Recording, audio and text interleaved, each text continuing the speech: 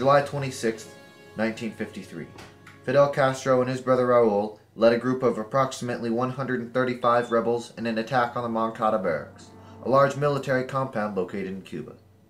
This was the beginning of the Cuban Revolution.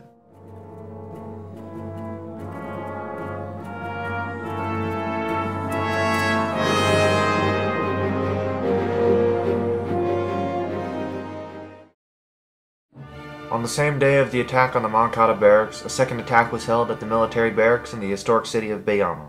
This attack failed just as disastrously as the first. The rebels failed to rouse the public, and many who weren't killed in the fighting were captured, tortured, and shot.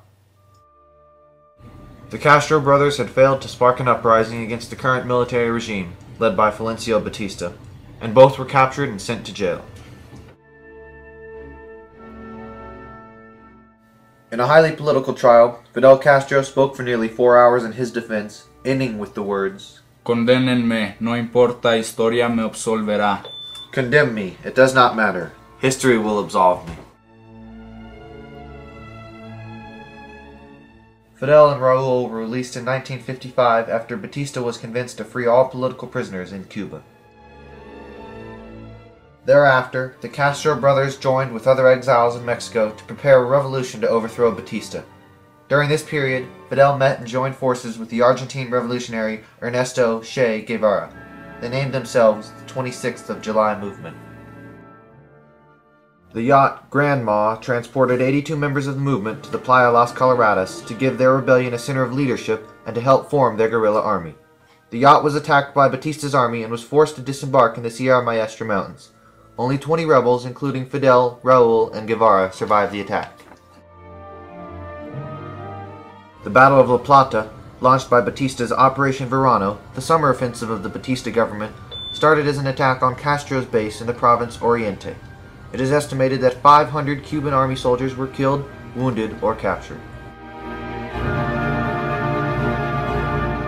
Operation Verano again attempted to destroy the movement with the Battle of Las Mercedes, but again failed, which prompted Castro to strike back with the Battle of Yaguajé, where rebel leader Camilo Cienfuegos led a group of nearly 500 men to attack a Cuban army garrison, resulting in a rebel victory. December 28, 1958. Che Guevara leads 300 rebels to the Cuban city of Santa Clara. After the capture of Batista's armored train, garrisons of the Cuban army surrendered to the 26th of July movement, resulting in rebel radio broadcasts declaring their victory and Batista's defeat in joy. Within 12 hours of the city's capture, Batista fled Cuba and Castro's forces claimed overall victory.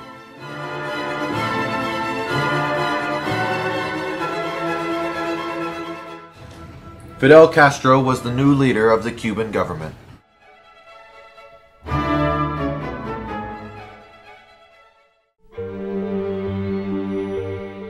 I approved the proclamation which Fidel Castro made in the Sierra Maestra, when he justifiably called for justice and especially yearned to rid Cuba of corruption.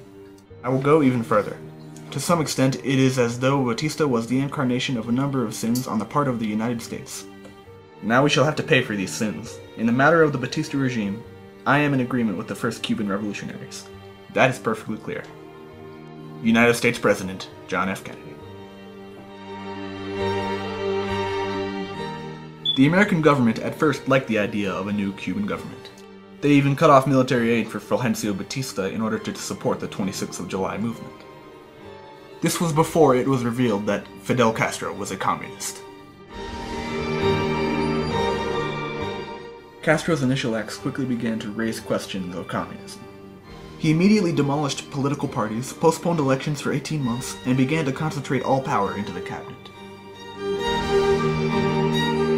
Castro took action on his accusations of communism by imprisoning or executing any Cubans who were against him. Cuban citizens had never, even under the worst years of Batista, experienced this much violence in their government. With Castro in control of all power in Cuba, many citizens had no choice but to flee their country. Thousands of Cubans fled to the United States, where they joined forces to bring unity to the anti-Castro cause.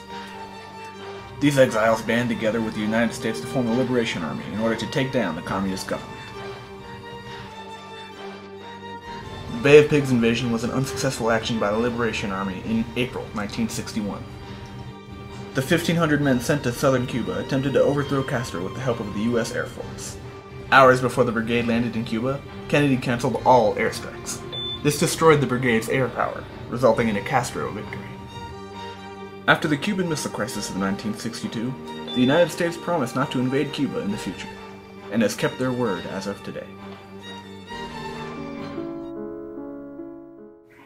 Today, the Cuban Revolution is viewed as an important event to the citizens of countries governed by corruption. The 26th of July movement has greatly influenced modern revolutionary groups around the world.